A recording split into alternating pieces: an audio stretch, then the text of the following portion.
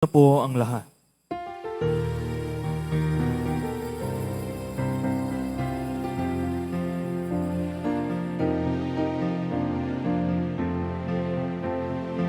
Viva pong Jesus Nazareno, awit at papuri, alay namin sa'yo. Tingin ang dalangin at pagsamo ng bayan mo. Viva pong Jesus Nazareno.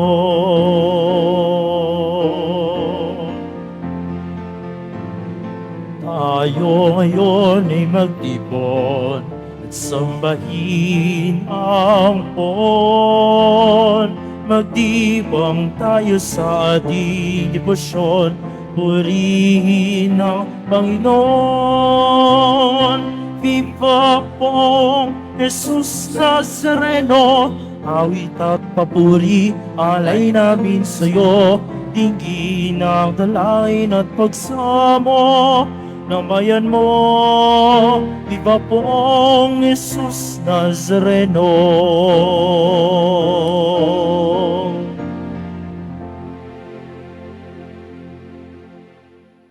Simulan natin ang ating banal na pagdiriwang sa ngalan ng Ama at ng Anak at ng Espiritu Santo. Amen.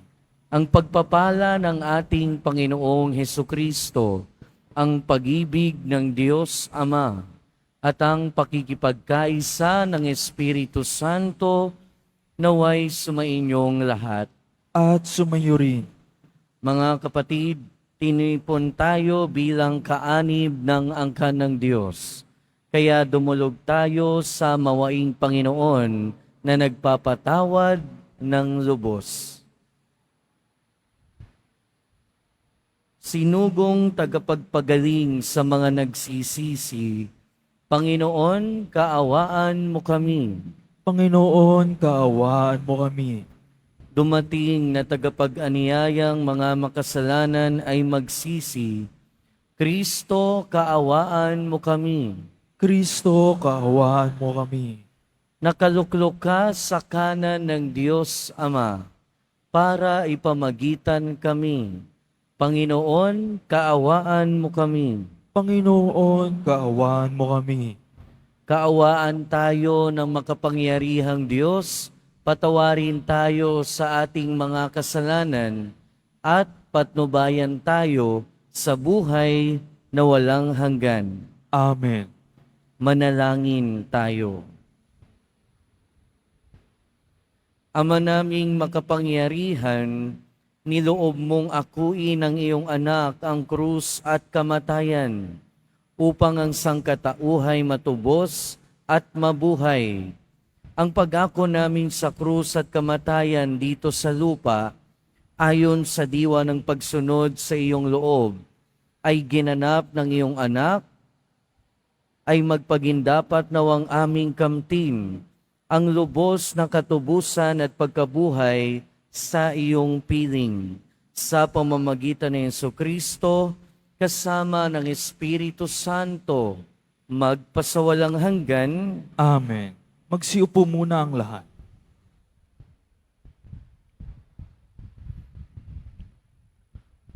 Pagbasa mula sa unang sulat ni Apostol San Pablo sa mga taga-Korinto.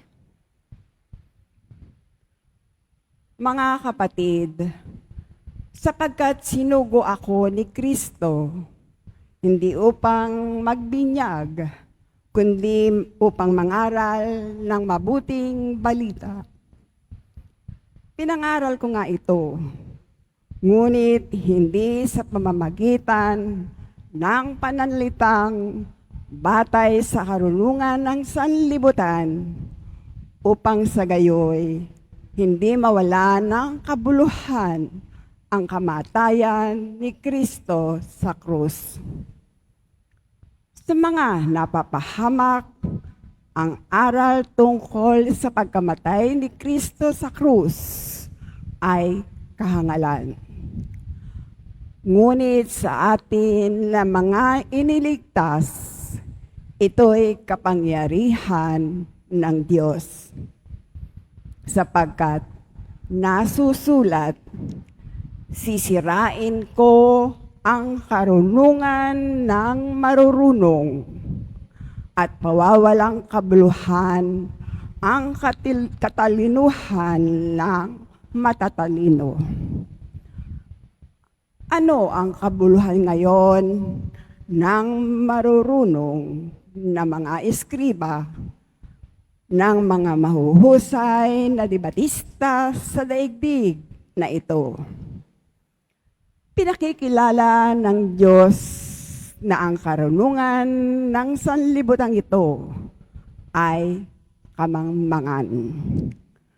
Sapagkat ayon sa karunungan ng Diyos, hindi niya itinulot na siya'y makilala ng tao sa pamamagitan ng karunungan ng sanlibutan ito. Sa halip, minarapat niyang ang mga nananalig sa Kanya'y iligtas sa pamamagitan ng mabuting balita na aming ipinangangaral, ngunit ipinalalagay naman ng sanlibutan na isang kahangalan. Ang mga Hudyo'y humihingi ng kababalaghan bilang katunayan. Karunungan naman ang hinahanap ng mga Griego. Ngunit ang ipinangangaral namin, si Kristong ipinako sa krus. Isang katitisuran sa mga Hudyo at kahangalan para sa mga hintil. Subalit sa mga tinawag na Diyos, maging Hudyo at Grego, si Kristo ang kapangyarihan at karunungan ng Diyos. Sapagkat inaakala nilang kahangalan ng Diyos ay karunungan higit kaysa lahat ng karunungan ng tao. At inaakala namang kahinaan ng Diyos ay lakas na higit sa lahat ng kalakasan ng tao. Ang salita ng Diyos. Salamat sa Diyos.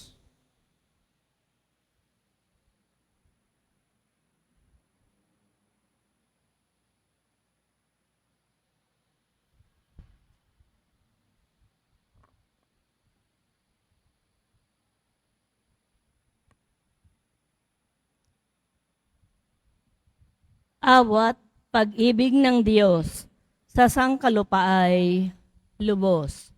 Awat pag-ibig ng Diyos sa sangkalupaay lubos. Lahat ng matuwid dapat na magsaya dahil sa ginawa ng Diyos sa kanila. Kayong masunurin ay magpuri sa Kanya. Ang Diyos na Panginoon ay pasalamatan, tugtugin ng alpa at awit ay saliwan.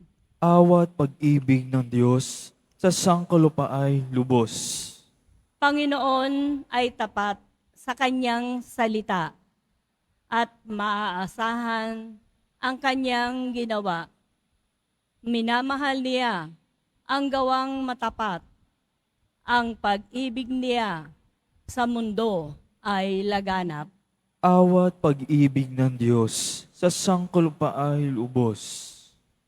Ang binabalangkas niyong mga bansa, kanyang nababago at winawalang bisa. Ngunit ang mga panukala ng Diyos ay mamamalagi at walang pagkatapos. Awat pag-ibig ng Diyos sa sangkalupaay lubos. Magsitayo na po ang lahat.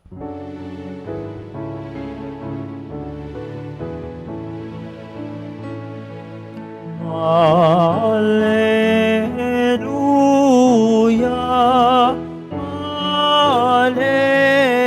Alleluia, Alleluia, Alleluia.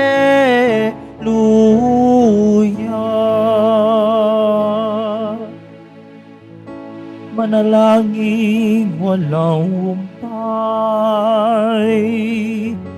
samantalang hinihintay si Jesus na poong mahal. Alleluia,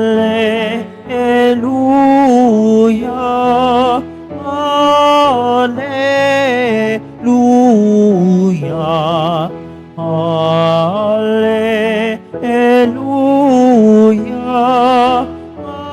Alleluia.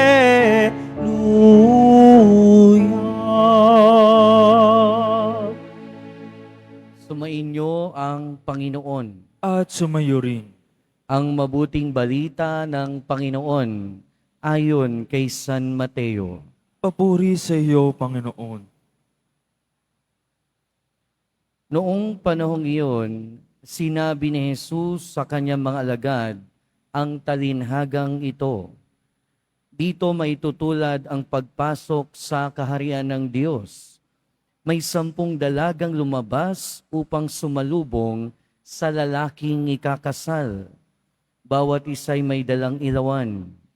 Ang 5 sa kanila ay matalino, hangal naman ang 5.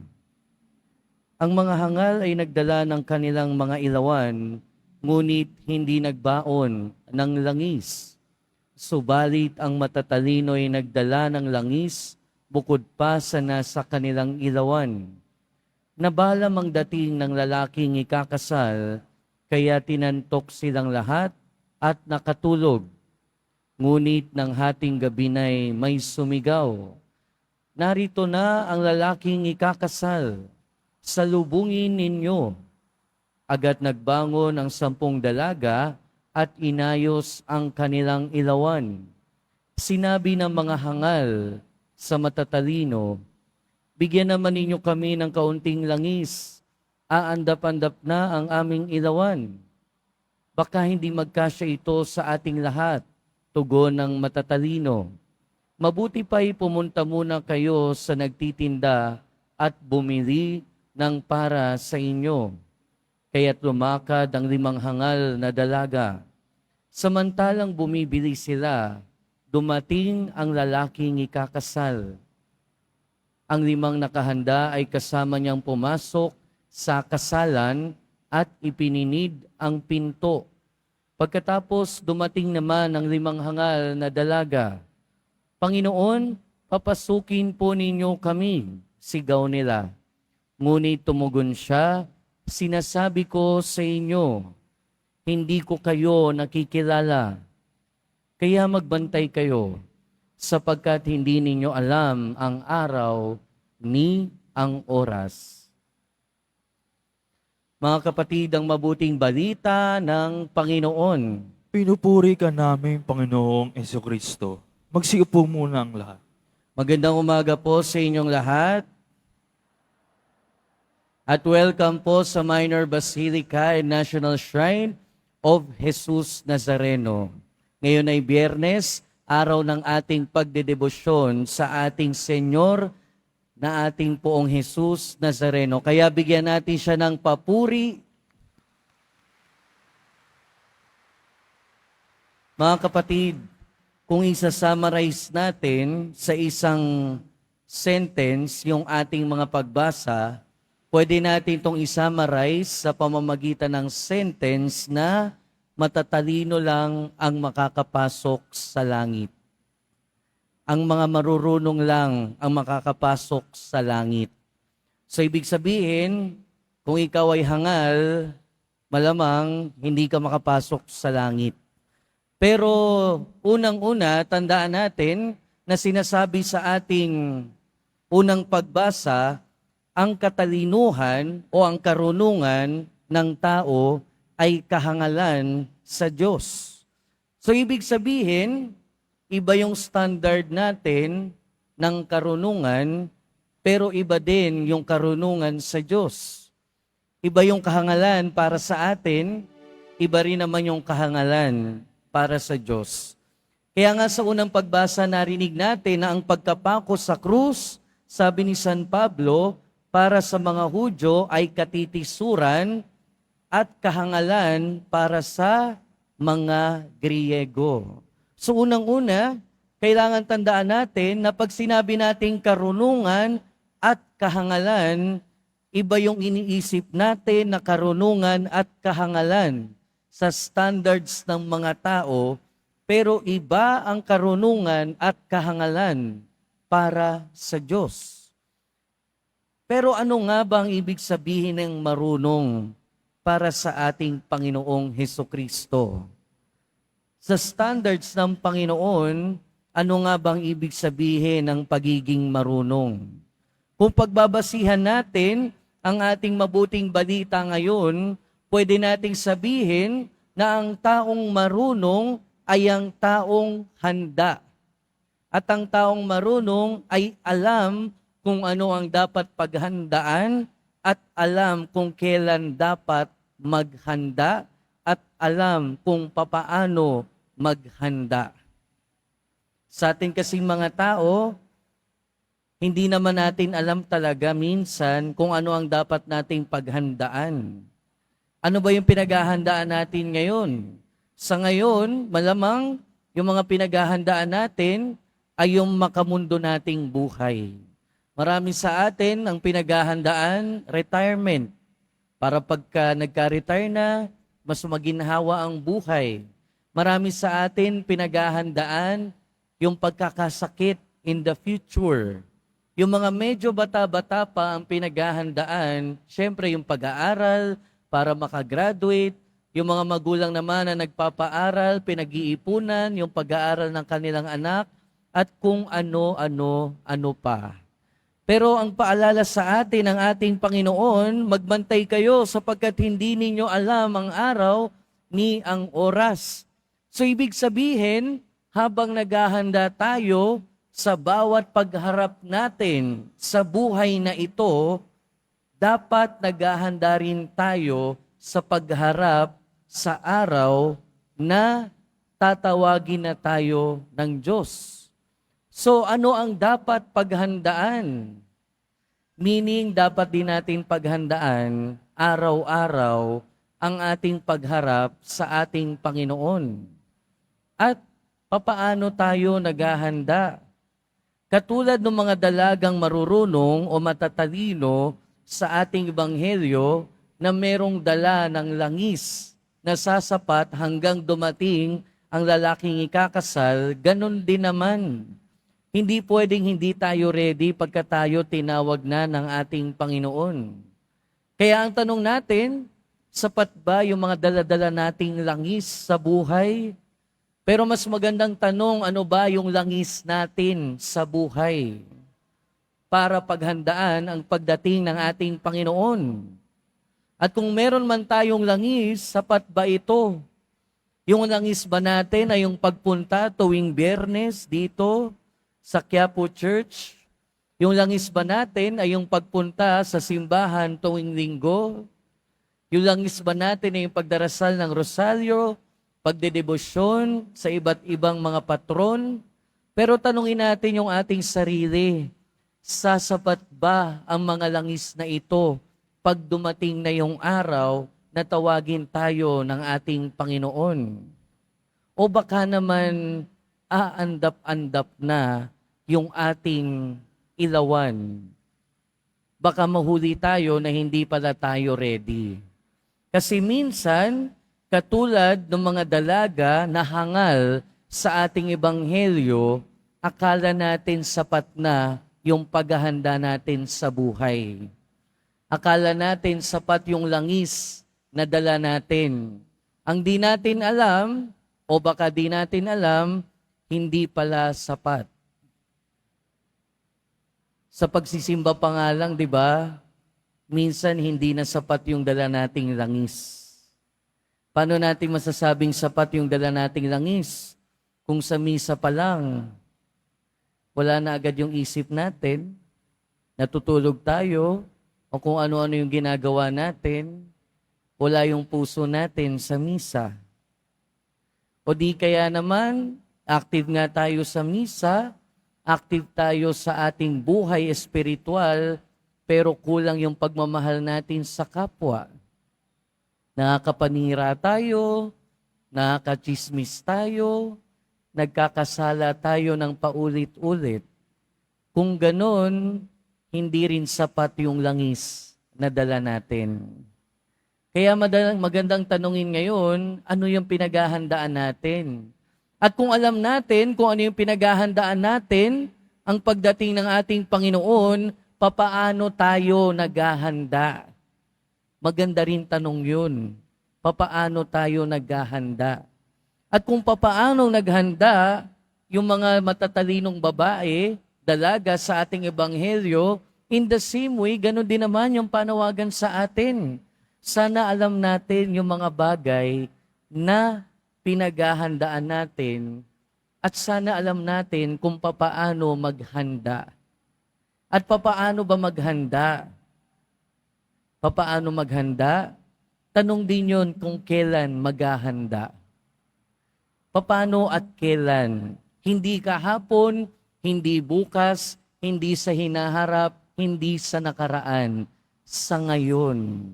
Diba, sabi nga sa Salmo, if today you hear the voice of God, harden not your hearts. So, ibig sabihin, ang paghahanda natin sa pagharap sa ating Panginoon ay hindi naman nating ipostpone na bukas na lang. Hindi naman natin pwedeng ipostpone na in the future na lang. Hindi natin pwedeng sabihin, saka na ako magpapakabuti, saka na ako magiging active sa simbahan, saka na ako magkakaroon ng effort na maging malapit sa Diyos kapag malapit na akong mamatay. Kasi nga hindi naman natin alam kung kailan tayo tatawagin ng Diyos. Kaya kung may pagkakataon ngayon na hanapin ang Panginoon, gawin na natin ngayon. Ngayon tayo binibigyan ng pagkakataon na mapalapit at mapalalim ang ating kaugnayan sa Diyos. At kung tayo ay tunay na marunong, kung tayo ay tunay na matalino, sa bawat pagkakataon na ibinibigay sa atin ng Diyos, hahanapin natin siya. Palalalimin natin ang ating ugnayan sa Kanya. Mga kapatid, paulit-ulit naman na nating naririnig sa Ebanghelyo na laging maghanda. At ngayon, pareho pa rin yung ating panawagan o yung panawagan ng Diyos para sa atin. Ano yung mga bagay na binibigyan natin ng halaga? Sana yung binibigyan natin ng halaga ay yung totoong may halaga. And that way, tayo ay talagang magiging marunong. At kung tayo ay marunong, tayo ay maghahanda. At kung tayo ay naghahanda, sana alam natin yung tamang paghahanda, kung kailan maghanda, kung paano maghanda. Kailan, paano, ngayon, at this moment, ngayon. Hindi bukas, hindi kahapon. Dahil ang binibigay sa atin ng Panginoon na pagkakataon na makaugnay siya at mapalalim ang pagmamahal sa Kanya ay hindi kahapon, hindi sa hinaharap, kundi ngayon. Kung marinig mo ang tinig ng Diyos, ngayon, huwag magmatigas, pakinggan siya, maghanda, dahil anytime darating siya para tawagin ka. Amen. Magsitayo na po ang lahat.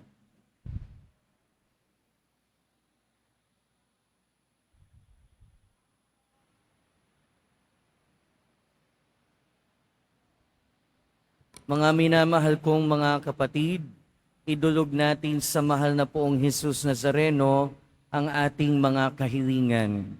Taglay ang matibay na pananampalataya sa Kanyang pagkadiyos, ang tapat na pag-asa sa Kanyang kapangyarihan at ang maningas na pag-ibig sa Kanyang puso. Sa bawat panalangin ng ating itutugon, mahal na poong Jesus Nazareno, kaawaan mo kami. Mahal na poong Jesus Nazareno, kaawaan mo kami. Upang ang Eucharistia na ating tinatanggap sa komunyon at inihahandog sa misa bilang alaala ng mga hirap ng mananakop ay magdulot sa atin ng wagas na pagmamahal sa Diyos at sa kapwa.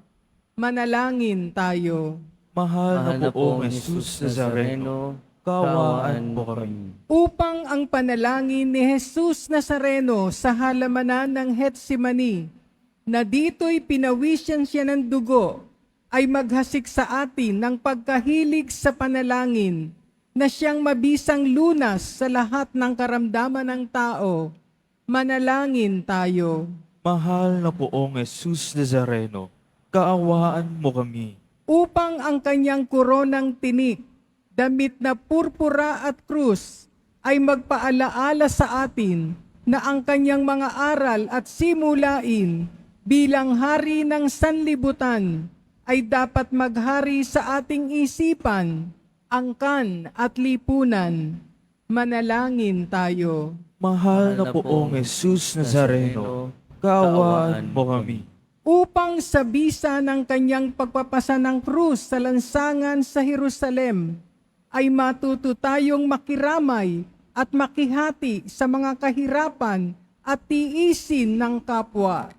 Manalangin tayo. Mahal na poong Jesus Nazareno, kaawaan mo kami. Upang tulungan tayo ng mahal na Birhen, ina ng hapis, na maging tunay na larawan ng kanyang anak sa isip, wika at gawa, nang sa gayon ay makamit ang ating kahilingan sa poong Jesus Nazareno. Manalangin tayo. Mahal na poong Jesus Nazareno, kaawaan mo kami. Ama naming mapagmahal, na hayag sa salita, gawa, buhay at kamatayan ng iyong anak, na ang Diyos ay pag-ibig. Maipahayag dinawa namin ang katotohanan ito sa pamamagitan ni Jesus Nazareno, Panginoon namin, magpasawalang hanggan. Amen. Magsiupo muna ang lahat.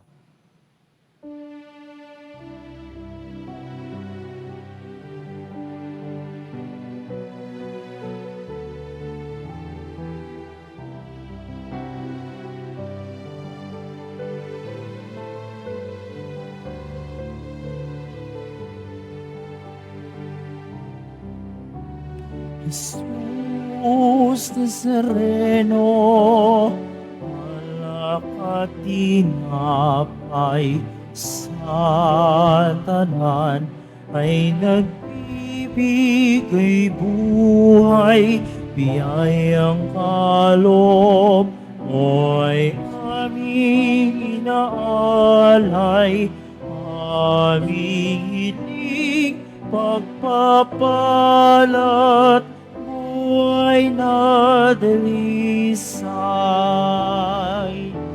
Jesus Nazareno, alakat tinapay sa tanan, ay nagbibigay buhay, biyayang kaloob mo'y aming inaalay, aming hiling pagpapalat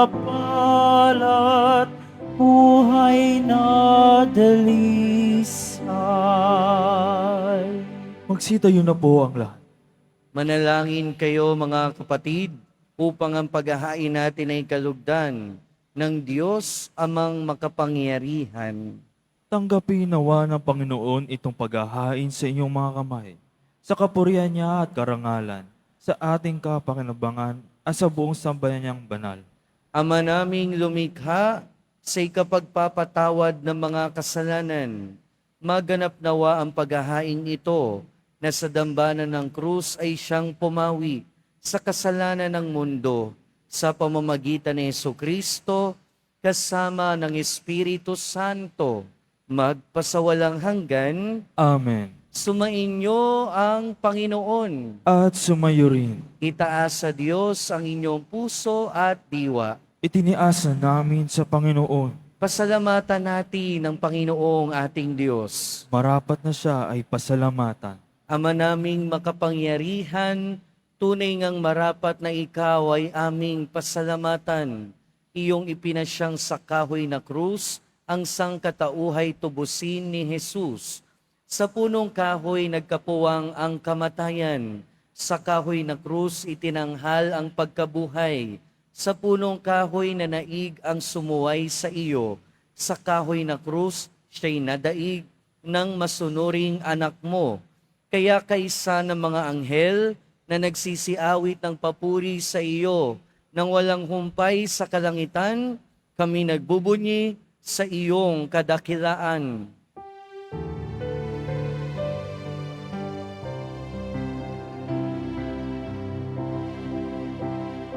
Santo, Santo, Panginoong Diyos ng mga hukbo, napupuno ang langit at lupa ng kadakilaan mo. Hosana sa kaitaasan, pinagpalang na paririto sa ngalan ng Panginoon. Hosana sa kaitaasan.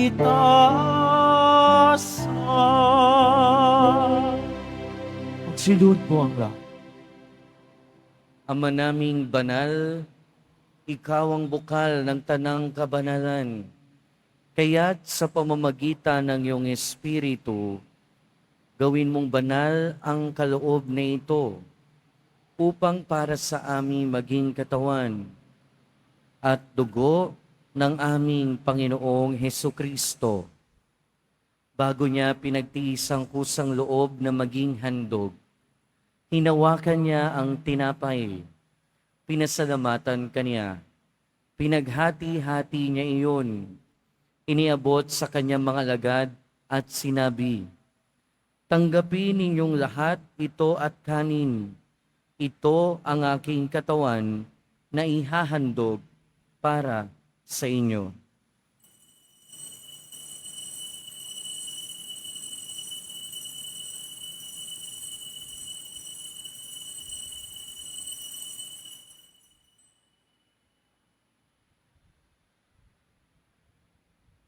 Gayon din naman nung matapos ang hapunan, hinawakan niya ang kalis.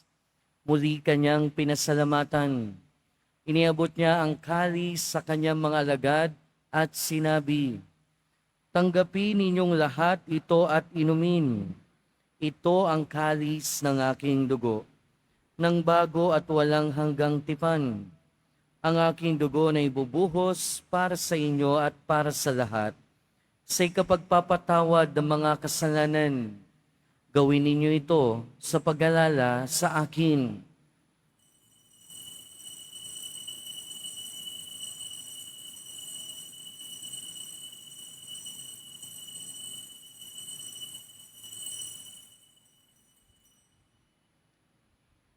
Magsitayo na po ang lahat. Ipagbunyi natin ang misteryo ng pananampalataya.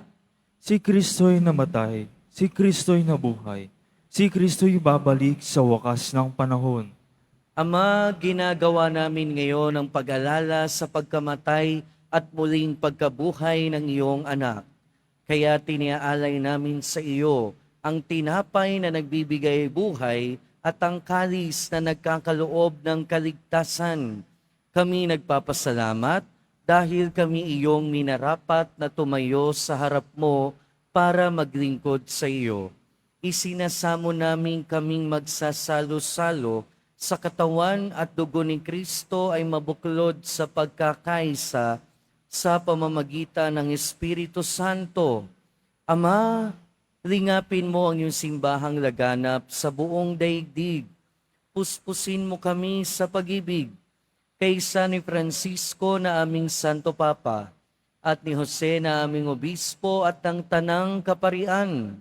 Alalahanin mo rin ang mga kapatid naming nahimlay nang may pag-asang sila'y muling mabubuhay gayon din ang lahat ng mga pumanaw.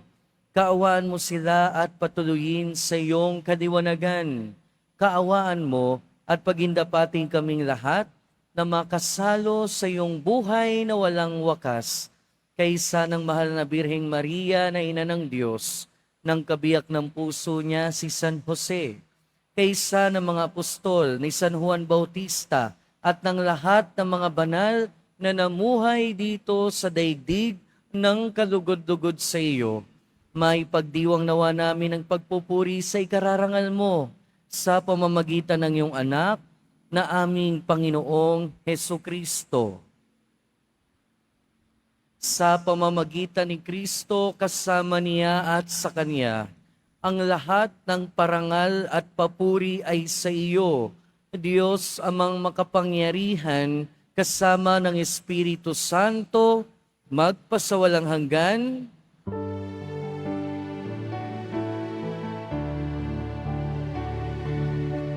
Amen. Amen. Amen.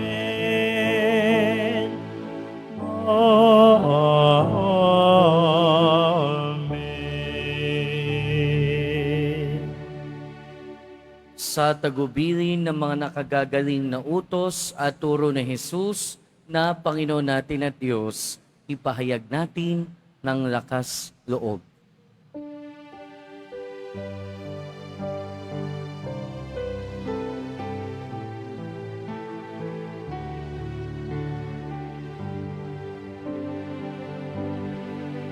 Ama namin, sumasalangit ka, sambahin ang ngalan mo, mapasami ang kaharian mo, sundin ang loob mo. Dito sa lupa para ng sa langit.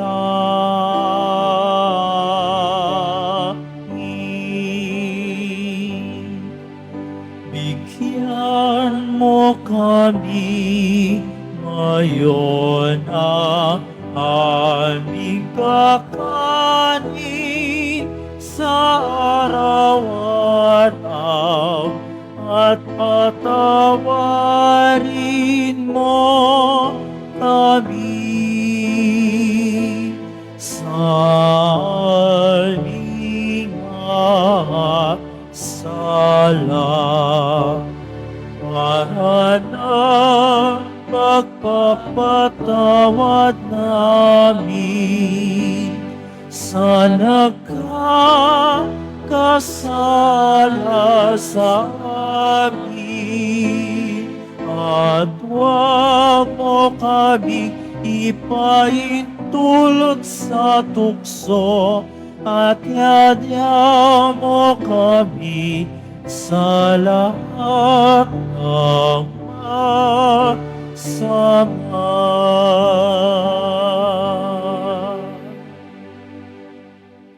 Inihiling namin kami adya sa lahat ng masama, pagkalooban ng kapayapaan araw-araw, iligtas sa kasalanan at ilayo sa lahat ng kapahamakan, samantalang aming pinananabikan ang dakilang araw ng pagpapahayag ng tagapagligtas naming si Heso Kristo.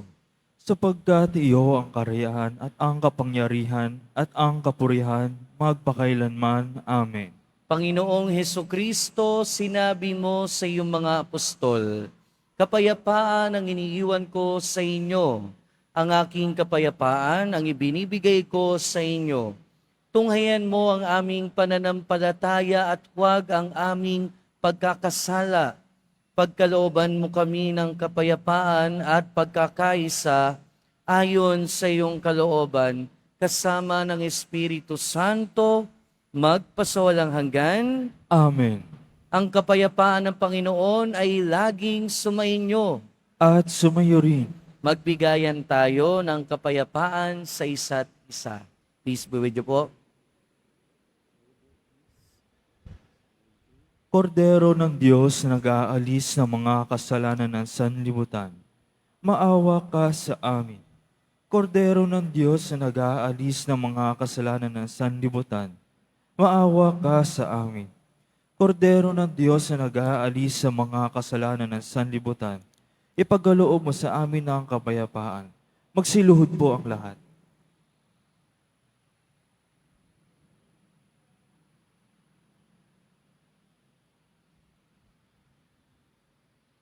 Ito ang kordero ng Diyos.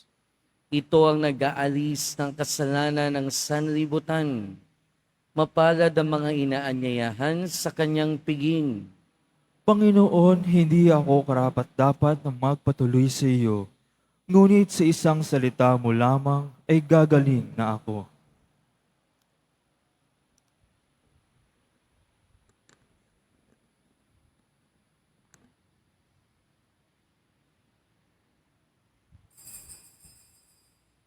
Para sa lahat ng tatanggap ng banal na komunyon, sasagot po tayo ng amen pagkasabi ng pare o ng lay minister ng katawan ni Kristo at isubo agad sa bibig bago umalis sa harapan ng pare o lay minister.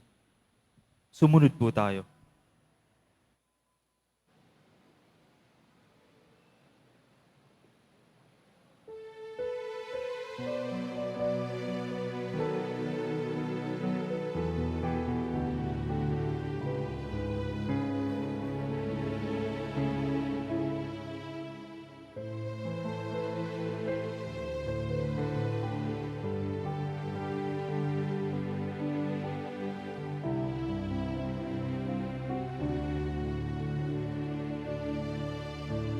Poong Jesus Nazareno, salamat po sa pag-ibig mo. Ang buhay mo'y inialay, sa krus ay namatay, upang kami ay mabuhay. O Jesus Nazareno, patawad po sa mga kasalanan ko. Buhay ko'y ialay, ang lahat ay ibibigay, puso ko'y sa'yo lamang habang buhay. Buong Jesus Nazareno, kay buti mo, sa hirap at dusa ika'y kasama ko. Ang samo ko, dasal sana'y pakinggan mo, nang mapawi ng mga paghihirap ko. Poong Jesus Nazareno, salamat po ng iyong pagmamalay na darama ko. Ngayon at magpakailanman, ika'y pupurihin ko. Mahal na Poong Jesus Nazareno.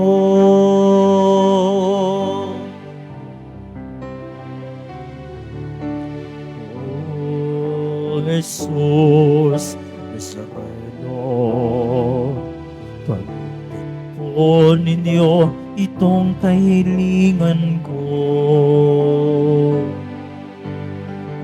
Buhay ng mapayapa, ilayo sa lahat ng masama, kaawaan niyo po kami umasa.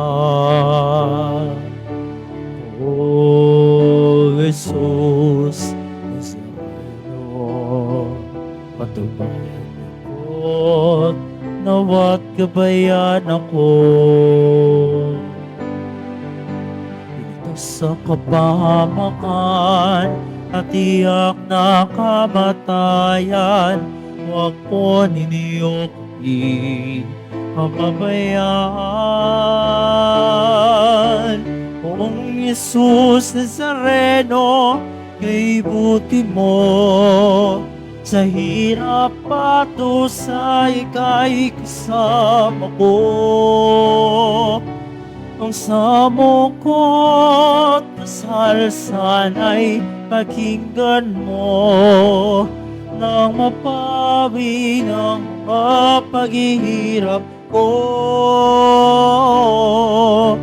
Poong Jesus Nazareno, salamat po. Ang iyong pagmamahal ay nadarama ko. Ngayon at magpakailanman, ika'y pupurihin ko. Mahal na Poong Jesus Nazareno.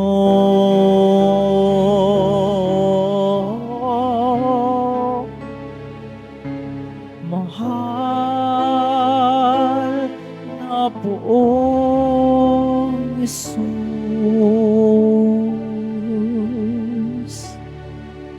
Nazareno.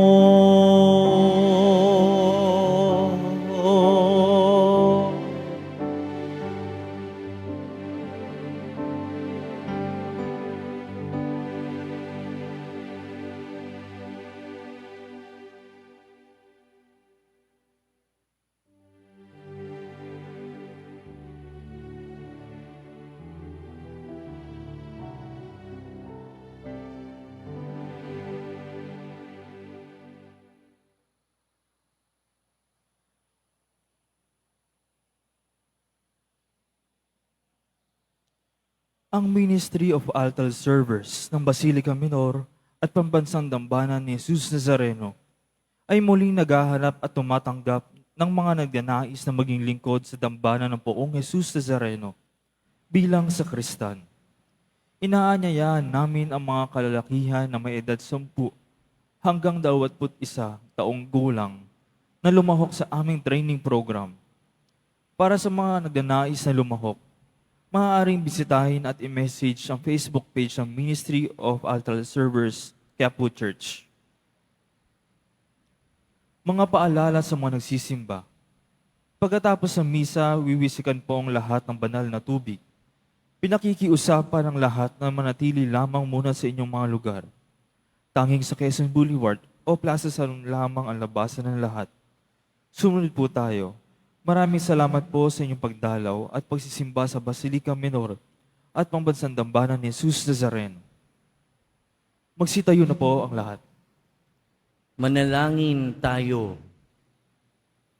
Panginoong Hesukristo, kaming nagsalo-salo sa banal na pakikinabang, ay nakikiusap sa iyo ng mga nasagip ng kahoy na krus na nagbibigay buhay, ay iyong ihatid sa pagkabuhay sa kaluwalhatian, sapagkat ikaw ang Panginoon, magpasawalang hanggan. Amen. Sumainyo ang Panginoon. At sumayo rin. Mahal na pong Jesus Nazareno, inihayag mo sa pamamagitan ng krus ang walang maliw na pag-ibig ng Diyos sa sangkatauhan. Pakinggan mo ang kahilingan ng iyong angkan na nagsusumamo sa iyo. Makamtanawa nila ang inyong katugunan at tanggapin ang kasagutan na may utang na loob na tinatanaw. Basbasan din po ninyo ang dala nilang imahen at dasalan. Sa pamamagitan ng bendisyon na ito, naway maalala nila ang mga pangako nila noon sa binyag, na ikaw ang kanilang iibigin at paglilingkuran bilang Panginoon, magpasawalang hanggan. Amen. At pagpalain kayo ng makapangyarihan at mahabaging Diyos, Ama, Anak, at Espiritu Santo. Amen. Humayo kayong taglayang kapayapaan ng Poong Jesus Nazareno. Salamat sa Diyos.